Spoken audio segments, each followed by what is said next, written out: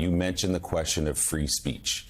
The Attorney General of the United States, Pam Bondi, said yesterday the government will crack down now on comments it considers to be hate speech. This is what she said on a podcast hosted by Katie Miller, who is married to Trump's top deputy, Stephen Miller.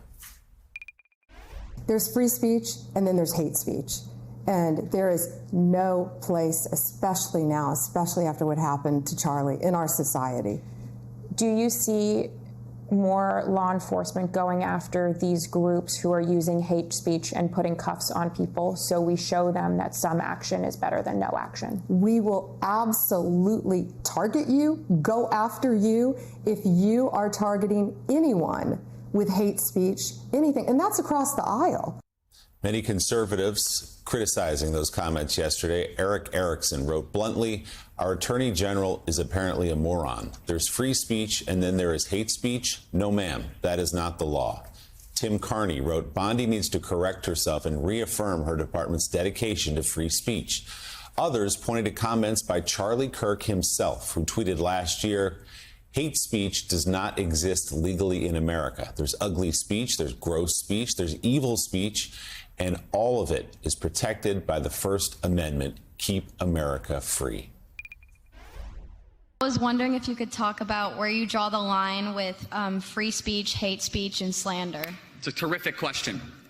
My position is that even hate speech should be completely and totally allowed in our country. The most disgusting speech should absolutely be protected.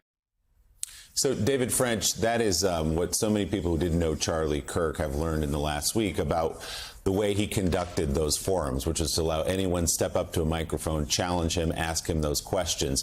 They may not have liked everything he said. We may not have liked everything he said, but that is the way he conducted his events, a conversation. So what would be your message this morning to Attorney General Bondi and others who are saying, now we are going to decide what constitutes hate speech within the outside of the First Amendment, apparently, and go after people who commit that? You know, look, I think Joe said it very well just a moment ago. It is two things are true at once. What happened to Charlie Kirk was pure evil. It was horrific. It was tragic. It was also not just an attack on him that shattered a family by shooting him in the middle of a debate, a debate on college campus. It was an attack on the American experiment. You can say all of those things, but then turn around and also say, you do not diminish the First Amendment in response. You do not diminish constitutional protections of your political enemies in response to that evil act. And look, it's absolutely clear. This is not an ambiguous area of constitutional law. There is no sort of carve out from the First Amendment for so-called hate speech. And the reason for that's pretty obvious. We don't want to delegate to the government the responsibility or the authority to declare how far is too far in political debate, because guess what? The government's always going to be biased in that endeavor.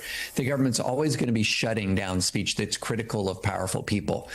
Charlie Kirk understood that. He said that very clearly on more than one occasion. That was a frequent theme of his. And so now we're seeing in some quarters of MAGA, including all the way in the Attorney General's office, what's really a statement's directly defiant of decades and decades of Supreme Court jurisprudence. And so it is an evil act, evil, horrible. It is not a reason to diminish the First Amendment. Well, and Jen, you've worked on presidential campaigns. Sadly, a lot of times the best people don't run for president because you know you're going to be targeted by hate speech. You know that's going to be part of your day every single day. But can you imagine how stifled political debate would be in this country if years ago attorney generals decided they were going, according to that podcast, they're going to put handcuffs on people whose speech they decided was hateful? Yeah, if a Democratic Attorney General had done that during Joe Biden's term, you know, and how that would have affected a presidential campaign. But to hear the Vice President of the United States use his office to talk like that and to take, you know, it feels like the country sort of figured out how to live with a division around Trump. Some people like him, some people don't like him. And now they're trying to force this whole other level of division on us that I think most people just don't feel, right? I think most Americans are just horrified by what happened to Charlie Kirk. Most Americans think they understand, unfortunately, this happens in America with people who are very online. That's been sort of in the last few mass shootings. It's gone back to something like that. Can I ask you a question? Cultural, on that point? not political. I was talking to a law enforcement officer after this happened, and he has kids. I have kids. We all have kids. And he said, "When are we going to do something about that? About online?" Yeah. Right. You know, All the free different speech factors. is free speech. Yeah. But the fact that we continue to give these monopolies in Silicon Valley a complete free pass because of Section 230 and allow them to pollute our children's minds, allow them to do whatever they want to do and say, oh, you can never be sued because you're a monopoly and we Washington politicians are scared of you. How long are we going to allow that to happen? Yeah, that and I mean, there's the regulatory problem. The internet as a whole, right? It's not just gaming. There's that problem, the problem of what happens on social media, but then also just young people's addiction to it, and particularly young men in America. You know, alienation and feeling a loss of opportunity. You know, Scott Galloway is way better about that than I am, but there is. I mean, that is a crisis here. A real and there's and not growing crisis. A real and growing crisis. And that would be a nice thing to hear the Vice President of the United States talk about, right? How are we going to deal with alienation? That would be good.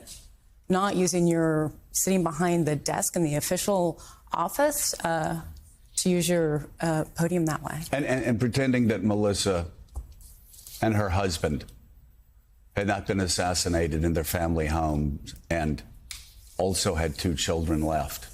Those 2 children orphaned. Yeah. Right? And all the other attacks that we've seen on the left and on the right. Oh, sad. And it's okay to say that because guess what? 80% of Americans say that. 80% of Americans say, what are we going to do? People that come up to you, what are we going to do, Willie? This is crazy. They voted for Donald Trump. What are we going to do? What are we going to do? Well, they voted for Kamala Harris and Joe Biden and Bill Clinton. What are we going to do about this? Good, decent, sane Americans, at least 80% of us, everybody I talk to, like, what are we going to do about this? We have to come together. And yet you see some people, some politicians in Washington, D.C., and some people on news shows who actually were calling for civil war. Yeah.